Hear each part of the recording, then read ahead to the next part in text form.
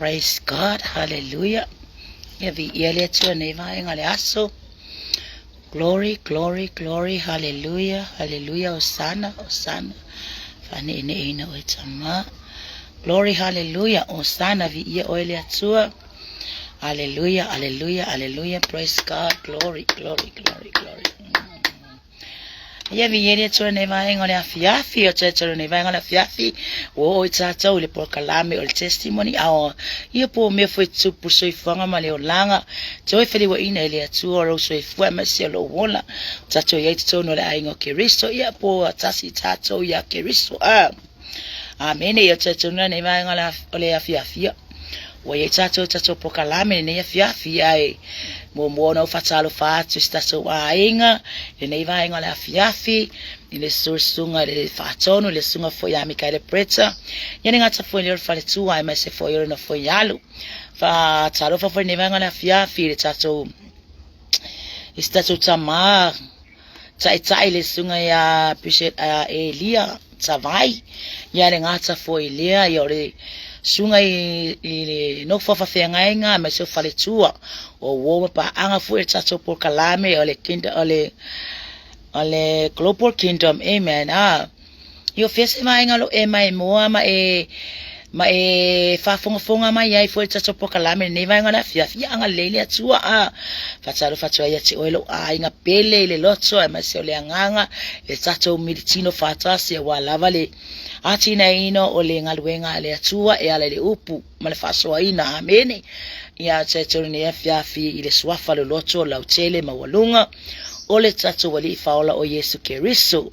ia fatila le sunga le patonu le ua pale mai ne vaenga le fiafi tatu pukalame Michael Preta ia vi le atua le awai mai fo ne vaenga le fiafi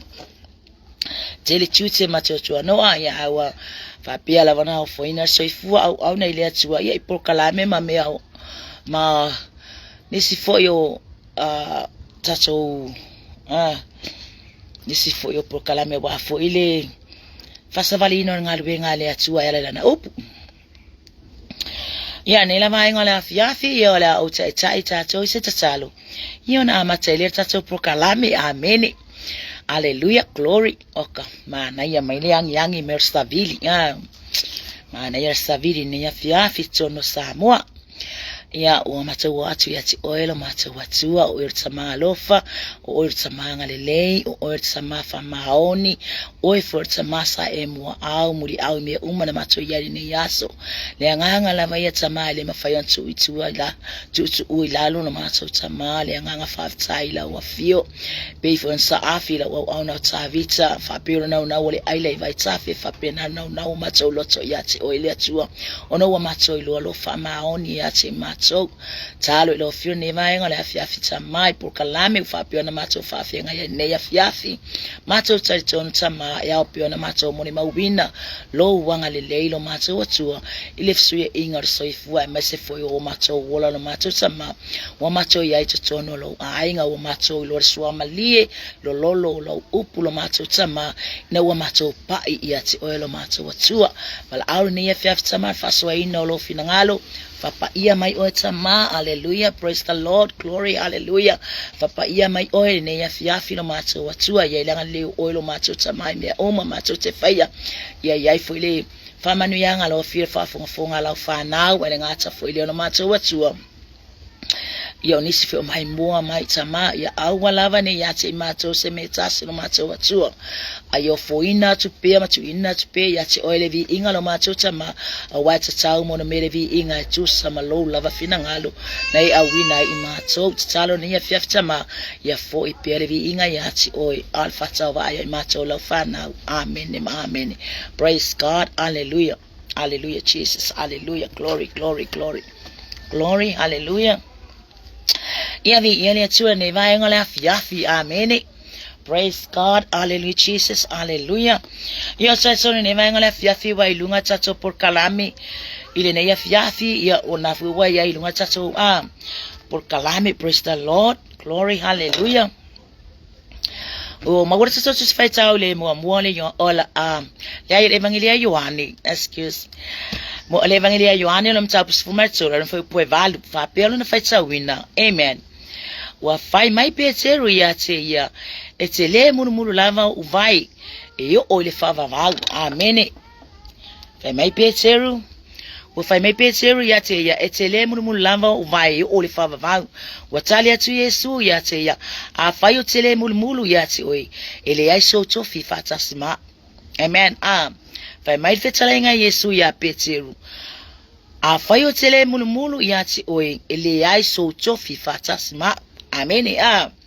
Tato e wa tele a tangata wa whapeona whaasoa. Pe ai mai se foi le tele foi o manatu mo finangalo whapeona lato sia ina le upu. Ai petai. E ore upu ne atua so sia. E oa. Amen. E se foi le mai ngai ne tangata. E se foi le mai ngai ne tangata. Ai wa tato malama. E mai tato i lor tato watu ole atua. Ole atua. Amen.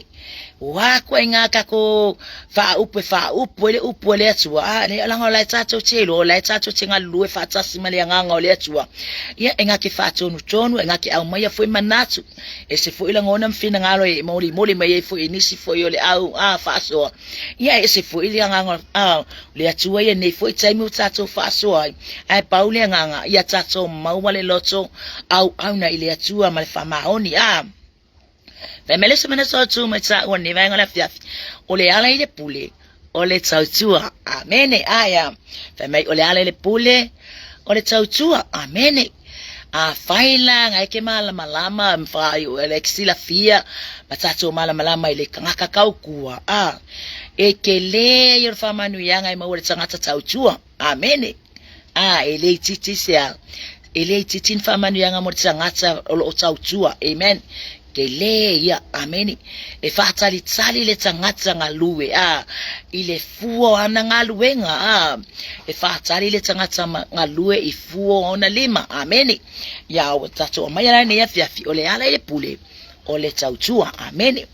utatu maya ne vai ngala fiafi le upuni ne yore tautua bea e sila ma ova ai fu ile ngaluenga fatino Yesu ameni ele sau Yesu so na mamalu fa pe saulo na mamalu nga saule fa mamalu pe sau fo Yesu sau e mana o e fa iluo oia ole keriso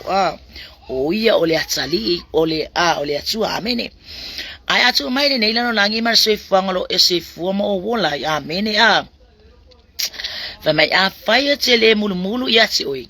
ele ila so ko fi fatasima ole fetala ingale Yesu ile ya Peteru amen ile keminga halu ile porkalame Yesu ina wa mulu Yesu vai also o se fati nonga esele manguia yo le lotor tangata amen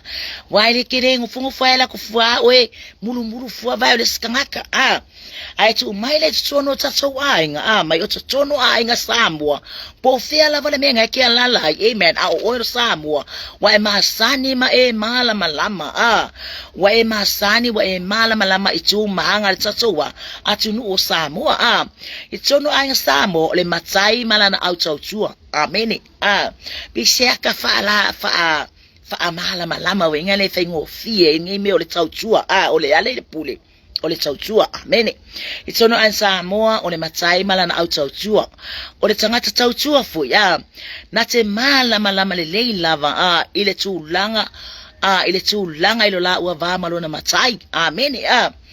ikokongo ainga Samoa amen kwe ainga palangi walo taton palangi po kakong afakasi kakola mayo Samoa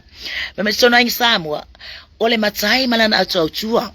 yai for sa ole ainga tono Samoa e fa lolongo mai yai tangata o hako ainga por kalame mamea e pe tautua la vele la to matai mai tautua la akau kua la le o kau kua matai me ke kau kua makavela o mea lele tono lo ainga e ke kango e fai lo tautua amen me la tautua matsavela me ke kau kua makavela lo ngawinga tautua mai malo loto fa maoni tautua malo loto mawalalo amene mai ke kaukua ke kango ya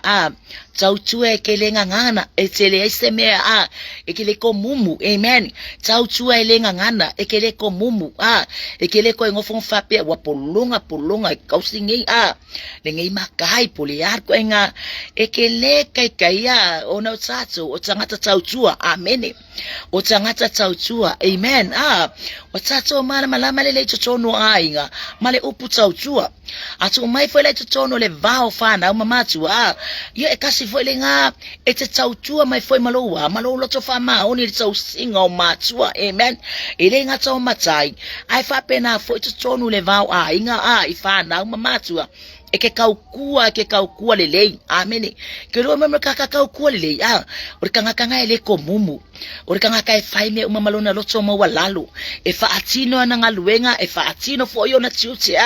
ele nga ngana se upu o le alfa tonunga e matu ele matai o le alfa ele fa tonunga e matu e matua e fai ngungu etelea e kere kalia ku se upu la o tangata tautua o tangata tautua pe yo reka ka ya kureka ko ka pokala me fa faingo fiefo ele ngata ele upole atu o tsono fo yo tatoa inga fati nonga mala ona ina ia fa amalie ina le fina ngalo le tato o matai ole ainga ia e mase fo ya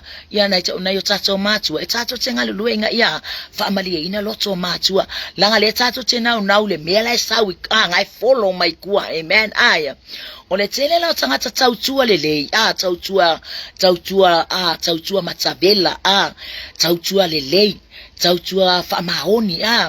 ole tele o matai pole tele fo tangata tautua I matai ole nga ke lo ke ya le ke kaukua mai ko le mkuka ke ya fa mai ya saungele la failo lo no fo lo swafa ya pancake amen aya ya sauni fo le la no fo swafa pancake ole swafa ka wona ka ko inga la ngo fa inga ka ole lo pola se me ka u ko ile kaukua ole kaukua wa fa mali inga fo lo loto ma nga ya mo ka ka kaukua le wa family inga lo loko ole lo pole ase me ole au kaubia kwailo bangalele ya ole asaungi mela ngofo ya pancake ole swafata urta to ya pe la ngona ile ole kangakala le ka me saungi la ngofo ya pancake wa ole swafata ese se la ngona la wala ngona ya te oi na fa atino umoti ute tautua malo no tsa inga ya family ina ba wala me ole fainga le kausi wa fa tsonunga po afo ile fina ngalo le ole matsayo le inga ke usika ya fai kire kango kire ngofo ke manga inga ya kausile tsausile fea ngainga ole tsausinga ole matsayo le inga yo fole tsono tsausinga matu ave mo foi lo se lau pasenge tsautua yo matu wa me fight tsono le inga fala velave o me fale lotu ke kale ya kulava ya imana onga matu asia o launga luenga fai ole tsautua ina matu kele o fa na wa fa manuia ina ne me tsautua matua amen le kaukua makua pe ale ka komta opufo inga luenga na fa atino Yesu ele fingo fie amen ile fingo fie tautua le fa longo tinga le kanga kale kaukua le fa longo tinga ele langona se fa vai tautua mai le sami o le vao tua le tu noa amene se mea tau sami awale tau singo na matai awale tau singo matua ele kai se nganga va pe fa vai ele fengo fie mo le me tau tua au tono le loto fa manuia ina le loto pe va ku se me ka sa fa manguia le tua ele fo ifua le upunga au mai le matua tamane tina ele foi le upe au mai le matai ke fa me saungi lo le la se kawi ke wa amia kwa ole manga ya ngi upo le tautua amen be tato va ai le tautua tamale o tavita la tali o yesi amen le kamale o tavita ele fa penga ami metavita pe le ngofo tavita tono se ofisa pe fa pe la ngofo ya tavita tono se ofisa la fenga luenga ya tavita se ofisa pe fa pe o fea lai tupu ai, o fea lai le ai, ele filfilia mai tavita kongo se ofisa, ele filfilia mai foi kavi kai se me oro fapeonga pule ai fapeo yo si o pole arko ingam kanga luenga lai e tavita ai ke lo oe e kava ai foi le pale tavita na pale mai e tavita o le tautua tavita ilona ainga ele ngata ilona tama ai le ngata foi le ilona ainga ke le usoi o tavita ai va ai le filfilia tavita o tavita foi ole ubi ai le nga tasi le fin kasi le loko ngale loto tavita elu le ma moi lon tama yu kale vau saka ukua mai malona loto sitai malonga loko alofa amen haleluya sa tautua malona loto fina finau inga ya family ina le fina ngalo lon tama ai mai se foi onga uso pole afa mai e makua kuonga uso ya tavisa ngalo akavika ngalo tavisa tautua mai le vau amen faile la fumanu lon tama mai ka vikelo skanga kai fefe mang fe ai amen be fe mai le urosa be fe mai le lionga e alu ka vika alu fasi mate amen ile ka kuanga ka kuwa ni ka vika ka kuwa me kongo le loto amen ngama nga o tavita inga ia fa lua kuiona uso fa lua non tama pela ititia ai me faiona ia e ma faiona ia tautua ina tono lona inga amen e o foi la men ka ku ai ka vi kan ke fa pe nga ngatsa ile tautua tavita nga o ka ku ka vi ka inga wa ka uma kuriaka le tupu tauta o filistia pe me fe fefe o mai fefe mai tangata uma mo fa merka nga kai mawalunga oka e afoinge e faiole mawalunga e faiole la poa e le mafaiska nga kanga tuta vite e lo pe nga kakani kai se tu lo fui lo pe nga kakani kai le putse se tu lo lo ka kai ko liaka ai me o le tangata tautua nga ke malama i mea uma nga ke lo le me nga ke lo nga kawe fasi ile le ngata fasi mate on o manufi ayo le vao ia awa yai fono na mafaunga ke mafaya ona o le tangata ole ata mai le atua amen aya ole ata mai le poto mai le atua lango kanga kaya matsau ile atua amen aya ole tangata matsau ile atua kanga nyoka vika amen aya ole kanga kaya makau ile atua haleluya me kupu ya tavisa me nga leo halu fasi le ya oka kelle o menga ole le tautua ngi ka vika e fai tautua ina lona ainga ale tautua ina foi o tonu lona o lona malo amen ale ka ku ainga foi o o le tupu saulo amen ele ifa apia nga yesela ngona ifa mawalunga ya tamalo tavita nga ke mafaya langa tavita ole fa polo le atua ka kanyo ka vika pia ka va aisa vadinga tavita ole fa polo le atua amen aya ole kanga ka ko ale loko ole kanga ka me ya le fetsala ngale me le tanga tsa tusa me le tanga tsa tusa la loto amen ka ke lo ka vika kasi manga ia foi fika lenga le atua po se upu finga sau na fetsala ia ile atua fa kusanga le olanga tavita mai fia mali tangata ira tautua mali loto mawalalo amen tautua mali loto fa maoni tautua mali loto ya lofa amen me kau kuele aisia ngana amen poli har fai kala runga usova me mama ka vika ya ele popole tavita ngalo ka vika yukale bao ele ka ukua amen ele ka ukua va ai mea to tino lona ainga e pui e va ai foi le fanua e fa pionga fa matango fie amen ele skanga ka va ai atu se tautua o sa fa penga alu ka vika se ia o aina wa tauta vitsa mane tore o kori ata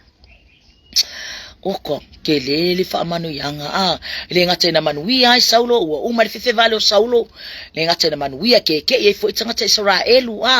e ma kwai ke e fa kanga Israelu le ku la e me ngi kame kikyo ka vika e los kame kiki malos e ma wolunga kwa yonga usa makukua o kingo kikele kekele ele ya ele ifapea a mena aya ia tangata ni o tavita ai fa fetai loto mo tangata fa mahoni amen ma ngai mo ka fa mahoni o ha me finga ka o afa fika ule o mai o ai foi nga ke ele kai a fa inga amen ele ia fa inga tavita se me mai kere foi mga ku ya mai lenga ku mai le ye sauru vai kau ku ka vika e saru ki kala kale pesi dese fa malia finga ngalo chupo ta o saulo ai lama saulo ya fasioki lama saulo e fasioki fasioki ta vitsa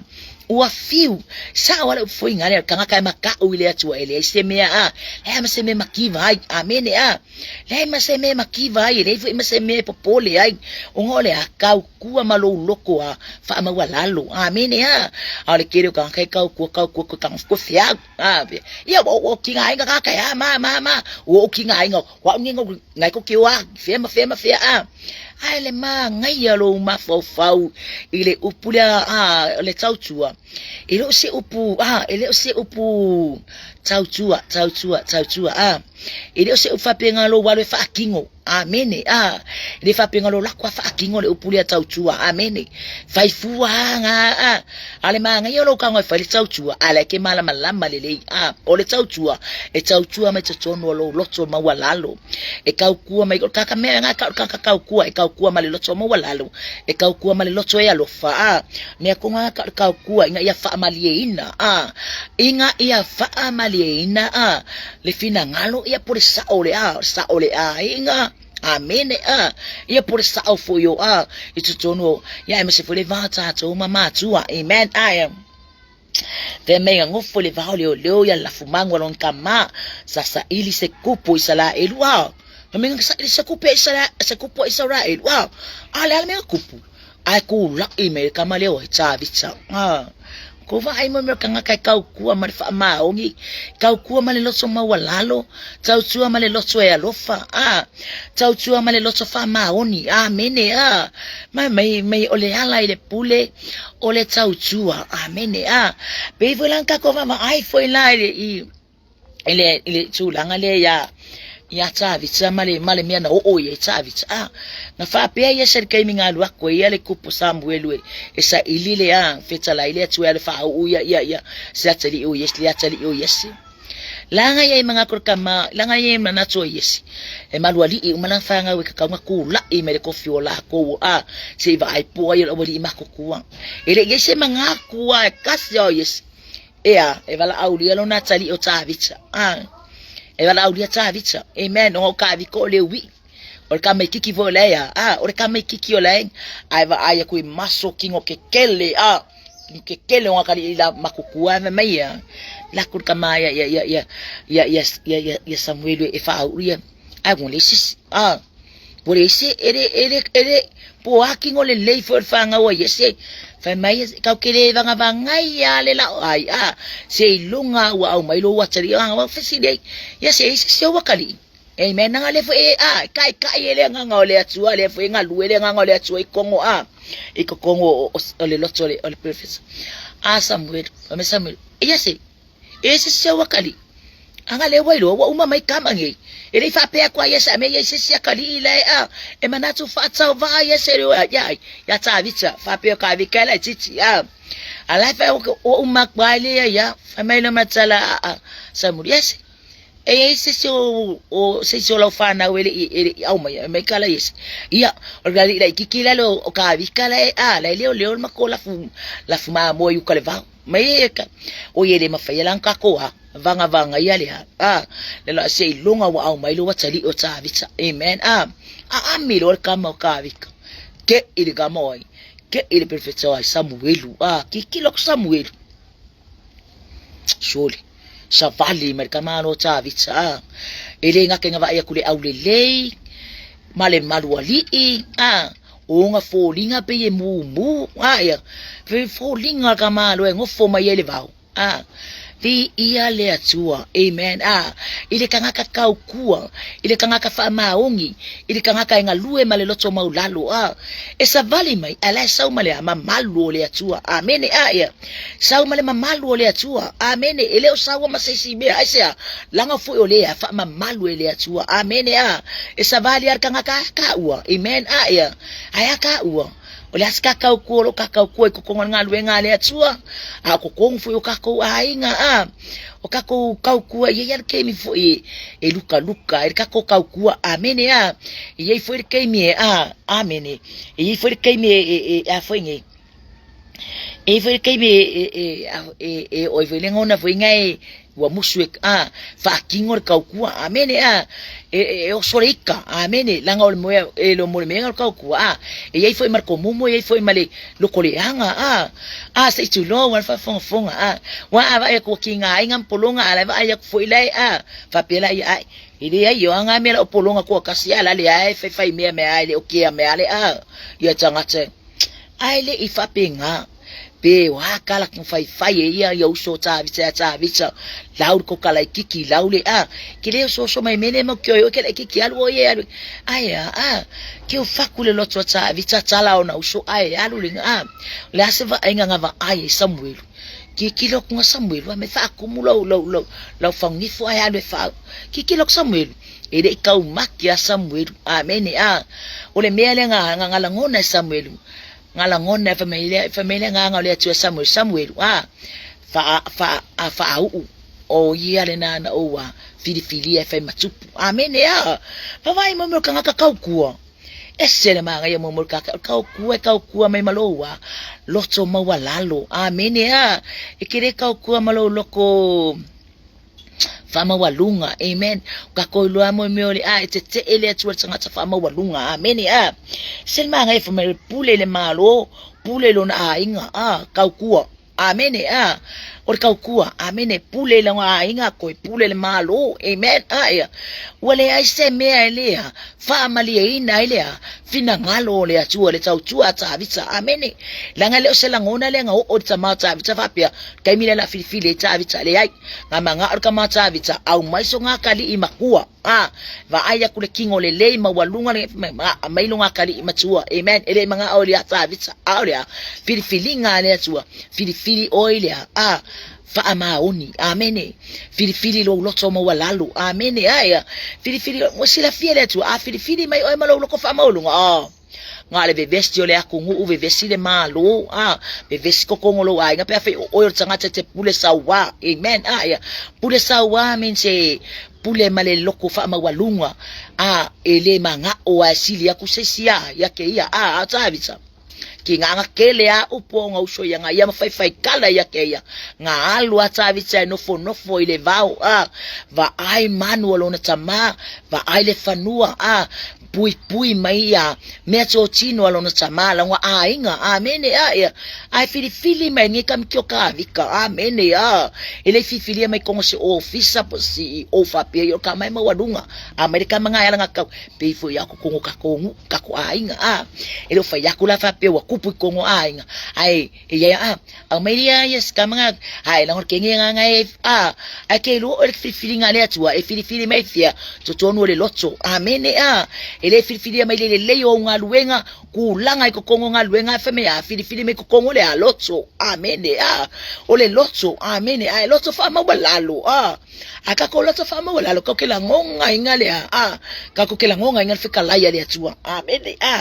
fika laya le atua amen kakokela ngonga foi fi awe au mai le atua ai fa mawalunga ekefiwe ke saili amen kakefiwe saili amesa vali mechavi tsa afema ile atua Samuel fa o ya kongwa nganga o filifilia ekusta malo ko makavika amen etusa malo tweli family upole atua etutusa ekusta malo ko matavita ongor kanga kelo nga sala amen ongor kanga kelo lo se lu mole atua amen ai o fo fucking onga ko ngaluenga tavita ele faka nga faia e o mang fe ai nga ko faka ma ia le la fumano alta mata vita mea ele fo ile u losa ele fo ile ele fo ile le onga ngama ko fasimake amen ya o ka ko le ngi kilo ko halu le ko pe ai ngo sela au kele ngofo ai wala ilo o ngal sa wale mang akelo o tanga tsa matsa o ile atua ele ai se me popole ai amen ele ai ma se me popole ai femela ele pule le malo pule lo na inga tau tua ale kamera le kau kua pa o ngai ne kau kua ngukumulu kau kua le kau kua me kau kua pa o kau kua pa o amen akelo le fatinonga Yesu le proclame le ngava tato tiro ele feita wino le upole atua o kasema ngai ne tautua ina Yesu ole ngalubenga ole kaukua Yesu ole mana onga le fina ngalo Yesu se momoli yaku lona auso langa ile kai minga fsidingia ile auso Yesu Yesu amen oi silio mako amen ngai fer kai minga manga oi po ngofo ya ukafo Yesu amen ave me Yesu ele isesi amen fa atusa Yesu ile kama ikikia mamale loto amen fa akusa Yesu kama ke mal loto fa me o le mulunga Yesu o va o so amen le kaimi waka penga Yesu wasila fie Yesu ile kaimi la onga amen ya ile kaimi la ke vala akiku uwa lona au so pole au apostolo amen aya feel amen aya feel le langi amen afemia sa fu Yesu fati nongo langa tau tua ilon tama edes kama ngaluwenga nga faya Yesu nga amusia ka ko le faola nga upu oka ngi upu le nga iwa nga feangu ye tsangata nga sasa nga o nga wa kuku ile ka ole ku wa au maile pale tui ale ngaluwenga nga fa kingo nga kau ku le fina ngalo non tama nga winga mai oya esawea fa atino tangata amen ngaya fa ai loa le fina ngalo non sama amen inga iafta la ya tule fina ngalo le atua ka wako ikangaka ole loto mawalalo ole loto mawalalo sili lea ngai so osemea amen olo loto mama sili lea ngai lo kele au lo mau alio ole mana onga nasa sa fatino Yesu ke riso sa oya winga fatasi mata amen winga fatasi mata ngata amen ole tau tua na faye Yesu fa me omulu kakawa ngaku se silunga la oya langa ole tu manga fa Israel tuma fa ekakaunga mulu vai fa kwa le fa sekali suanga po wako nga aya wa fiu Yesu ye aya wa fiu Yesu fa tari le amsesia ku ilunga sela fia Yesu loto le auso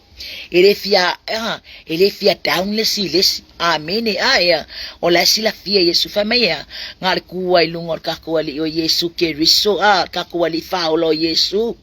ule apa fafano umale Yesu loi sa vale lo Yesu fucking ngongole ngaluwenga le tautua amen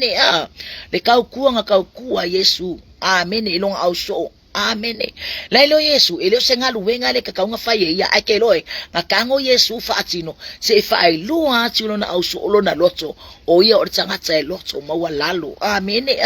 ole fina ngalo ngaole atua ile au nanga kako ke au na tua yate ya kako ke au ngaman loko maulalo au wangi avengi ku langa kofi o mfungi avengi kako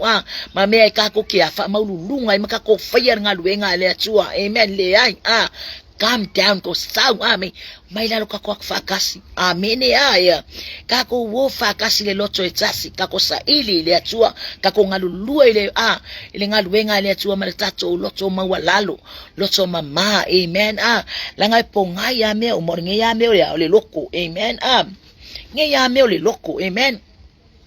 Femai o fai mai peteria tia etele murumuru lava vai ole fava va alu le murumulunga Yesu kaukua matavela amen tautua toto amen oka langa kako luar kau na fati no nga Yesu nga luenga ka fika kai or kau kua Yesu or kau kua makavela amen le ngata ina faula ina le ia ona so ai o teu mau yo lato loto e me ia me fa me peteria teia e tele munu lava o vai o fava va ngala kali pekeru nga le vai me pekeru o le la ko makai le wa o le la ko makai le wa kula e fati no le nga luenga amen ai ka kau ya Peter o ye ka ngalo ya alo fatino ngalo ngalo fa Yesu amen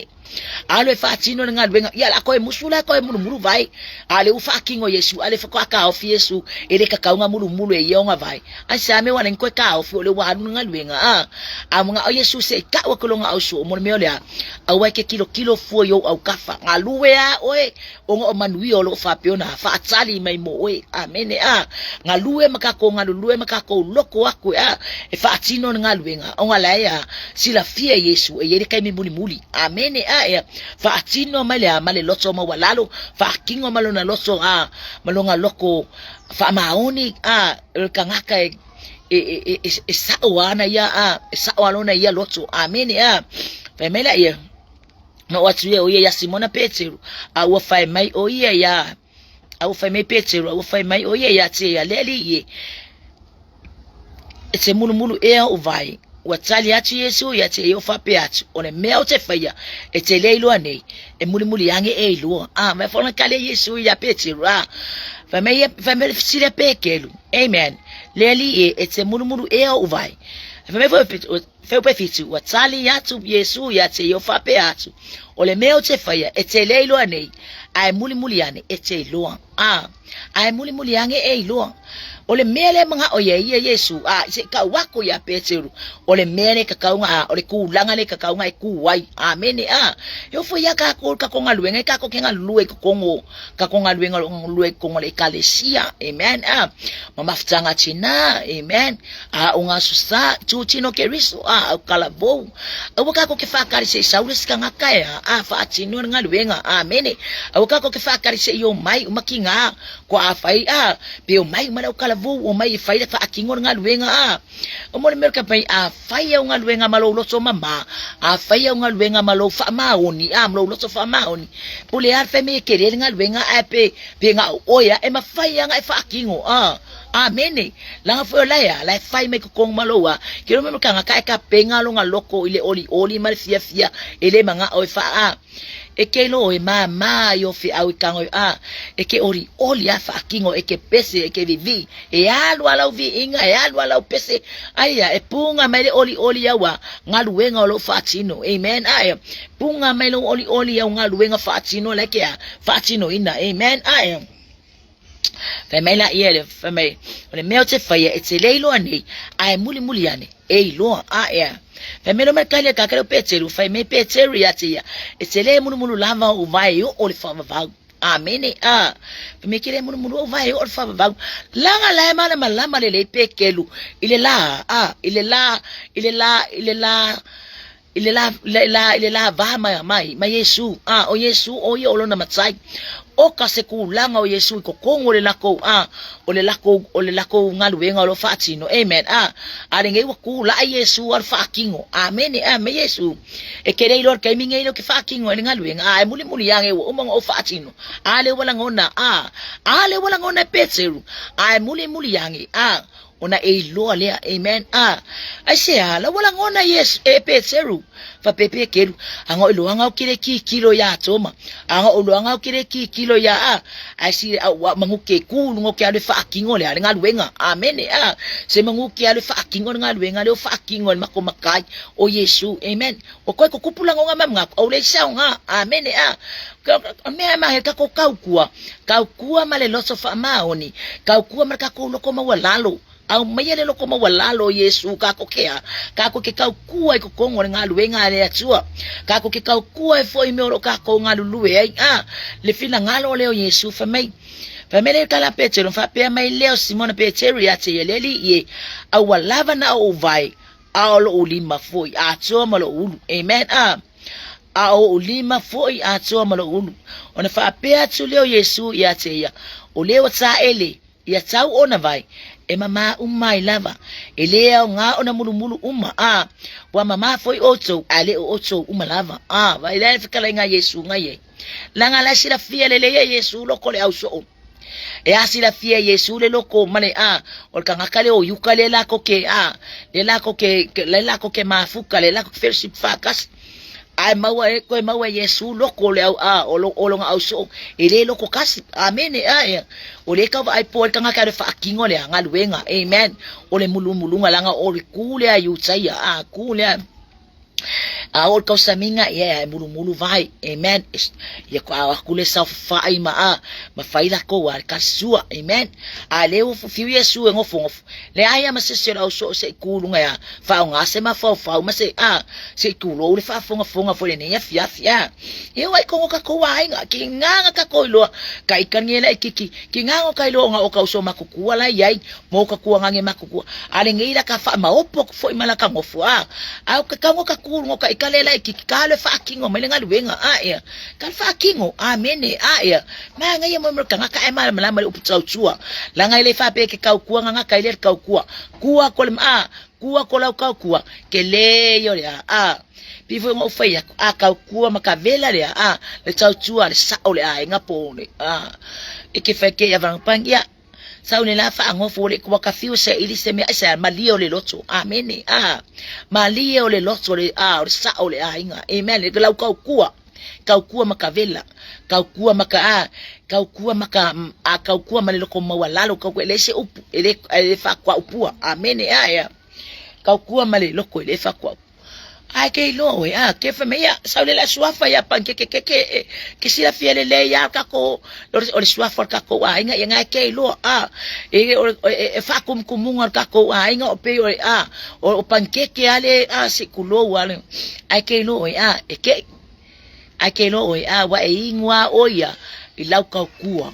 kuwa malo wa loto mawalalo amen family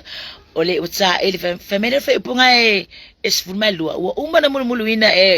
iyo la tova wa tsang fo iyo na ofu matoeta oto ona fa pe atule oye ya te lato wo to lo ele me wo fa ya te oto no fa ya ku Yesu le so ko lo ele me wo fa ya ku ya ke ko me ngan fe Yesu ya le so ya petir e kere ilo kai mile fa kingoi ko ilo mulimuli ale nga makanga ngona petir kai minga mulimuli Yesu nga vai amen nga makanga manga yes kanga kelangonga amen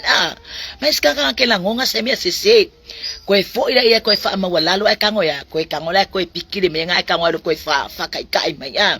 la ngai esele makango fie mo kanga kai kau kua ma fa ma hungi kele mangwia amen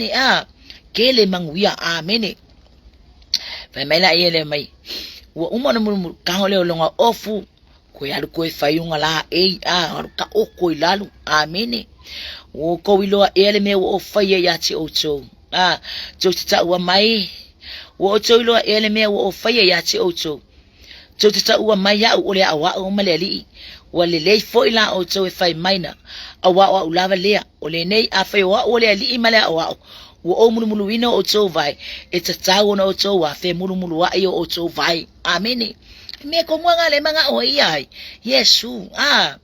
a fe o le lo ke lo o lo ke lo o le fi le fetsalenga Yesu le nei a fa yo o le li mala wo oto fa mai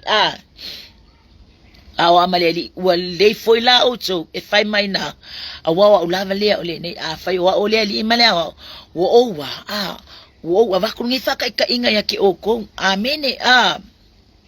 wo to lo el to tsa mai e foi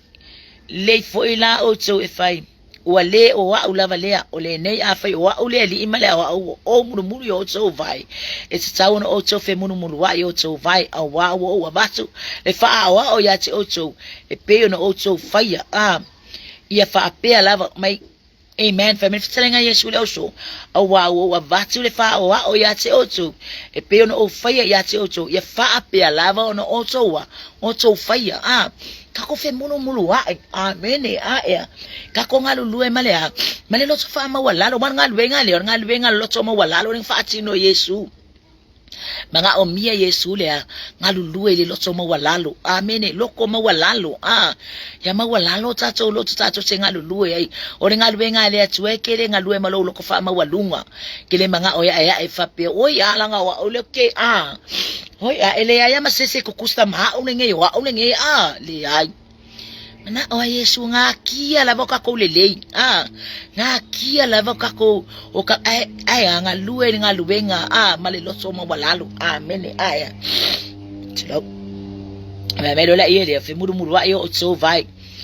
me so me lima wa o va tu fa wa o ya te oto e pe ono o fire ya te oto ya fa pe lava o so on a fire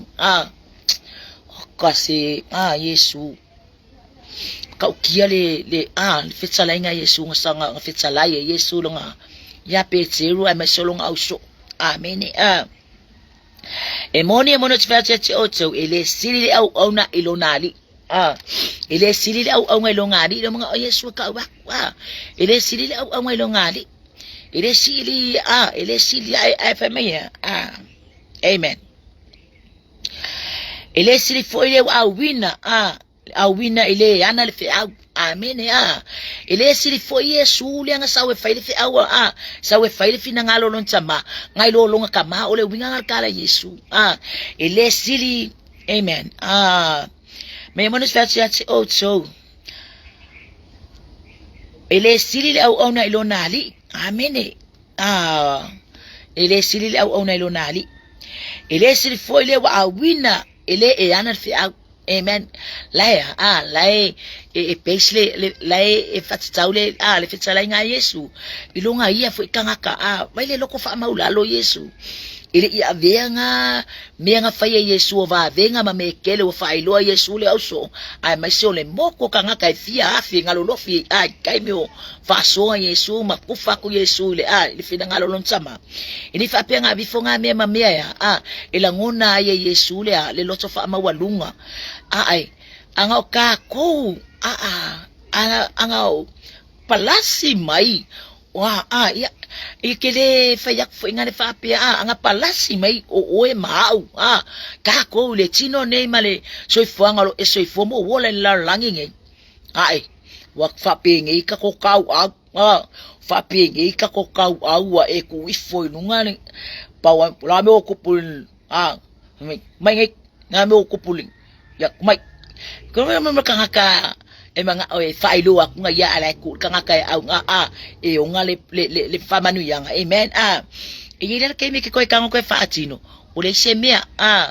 o makwaya empty ale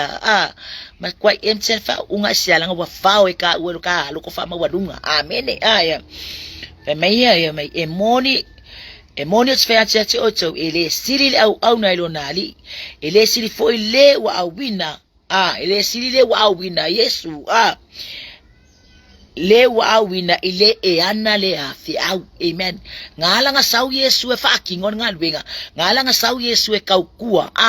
unga ole fina ngalo lon sama ngala nga sau Yesu le lanolangi e winga fa tsasi male tangata amen sau e fa kaukua sawe kau kuale mana onga male fina ngalo lon sama le langi amen nga sawe fa akingo le fina ngalo lon sama ile sawe ngofo ile sawe fa aringi nga mamalu ile sawe fa ali akulonga power ile sawe amaile le mana male pule le wa ile sawe Yesu sekula nga fa penga nga mana o Yesu se fa ilo ma fa kali kongu kangaka iva venga wa watutu o ia e yaile tangata maya ile sili le sawe ave ile kangaka yonga le afi amen for me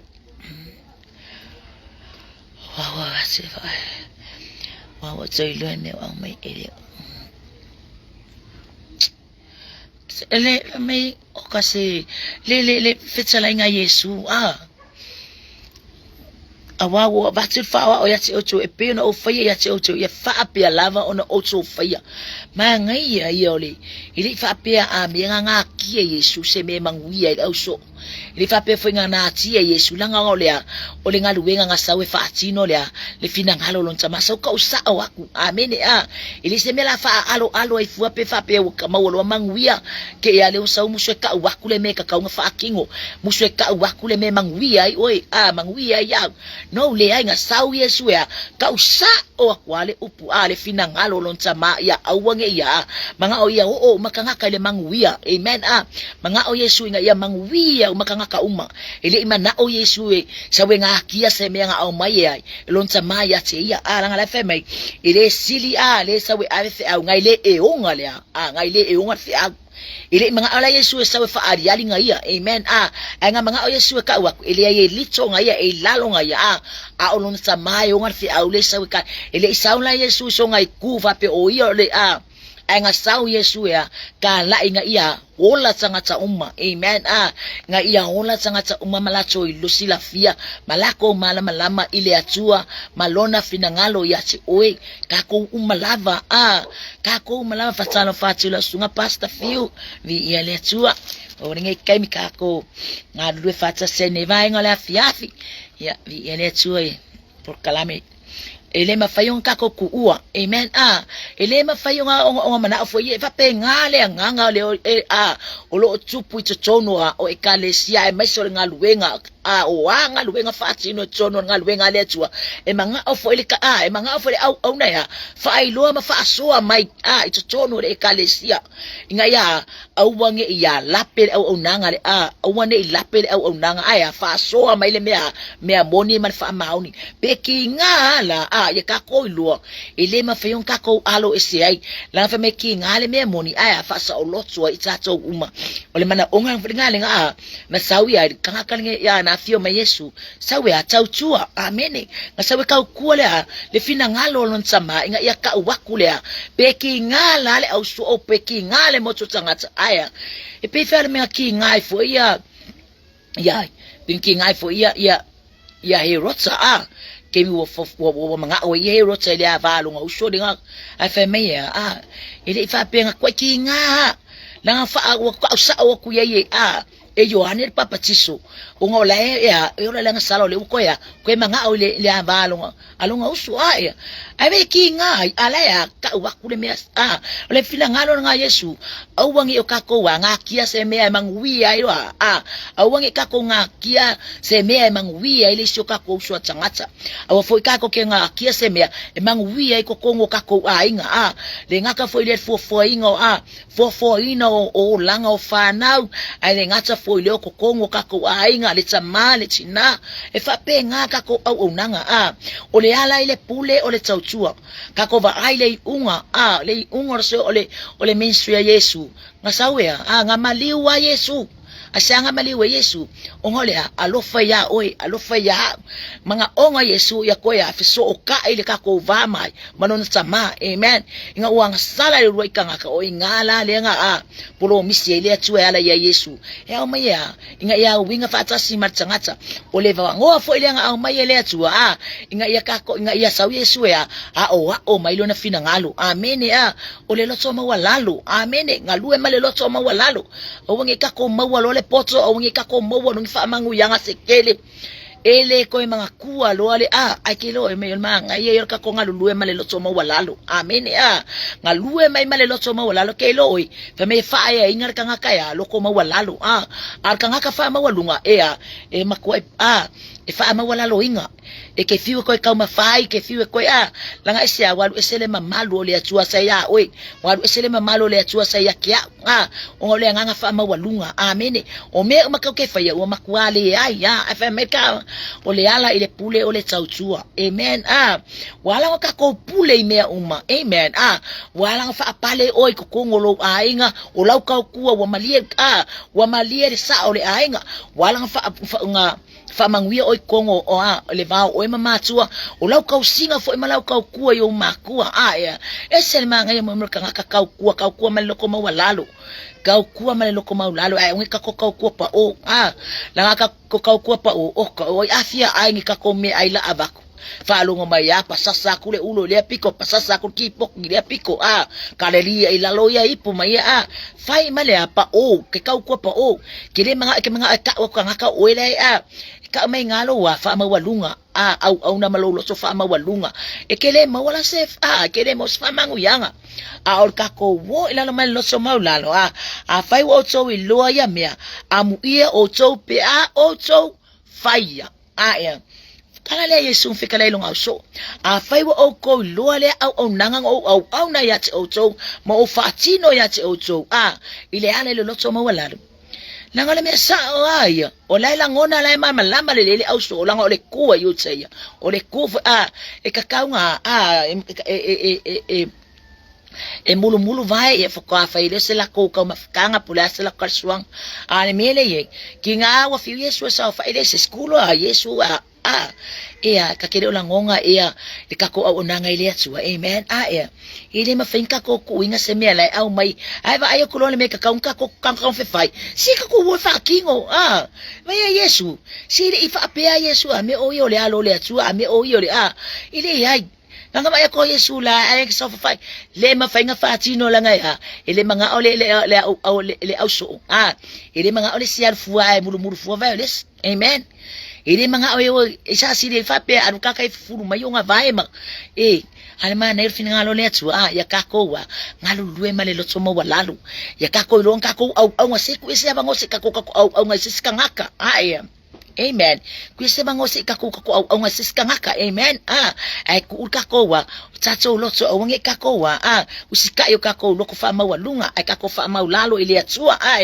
kusinga vangoa kako ngalulwe Moses kangaka amen se fatino la unanga malea marifina ngalo le tu wala mai Yesu ke risolenga ngafio mai mafai lu le ya tsato le ala tsau ona tsato wa tsau tu ai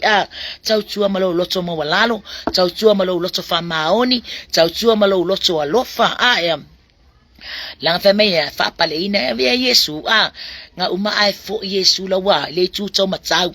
wa fio o ia ile langi olo o ya fau tua ile atua tamako stava ngoa kusemos kenyo lo furu kuleva ngo se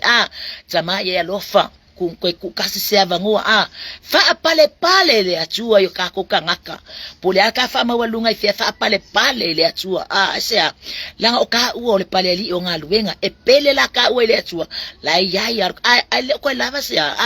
ele ko lava stong yo la mo tsato ke meaning amen kako ye kemi muri ka penga kako tangata kako ngalulue male loko maulalo ya kako mawale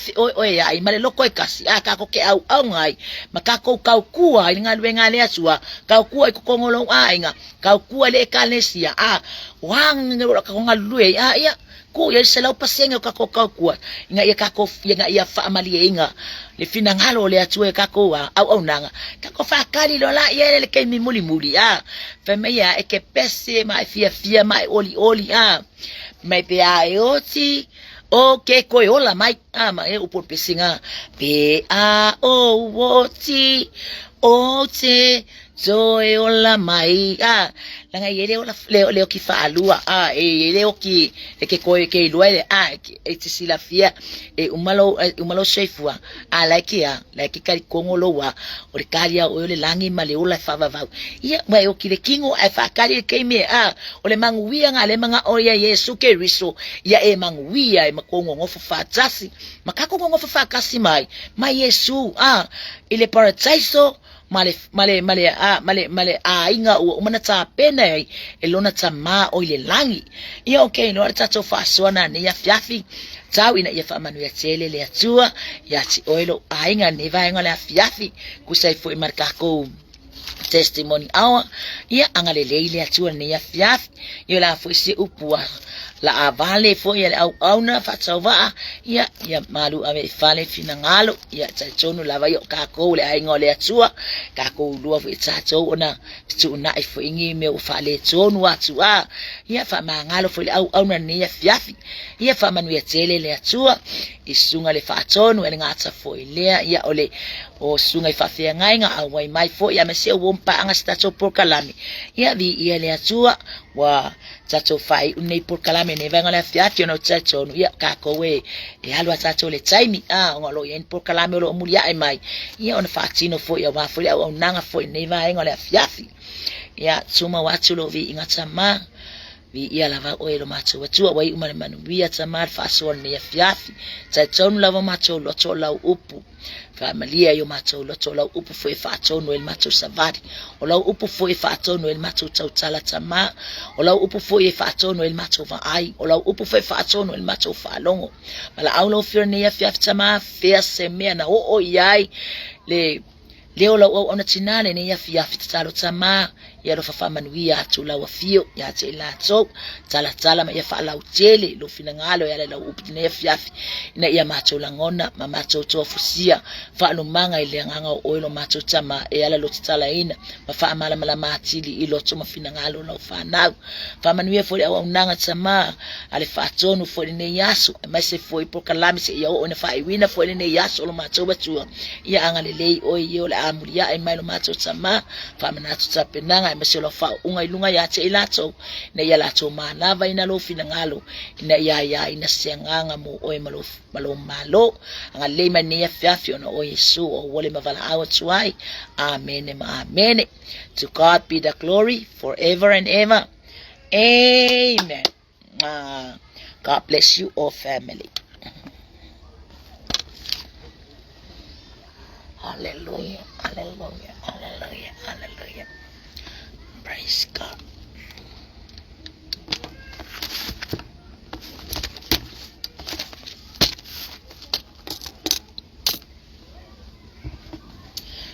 Lemo, sole. Gai maso kanga ifseme kakao ilunga.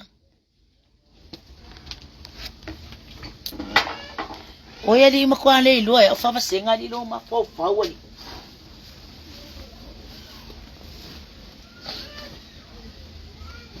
Au mai meya. Au mai iya ngai.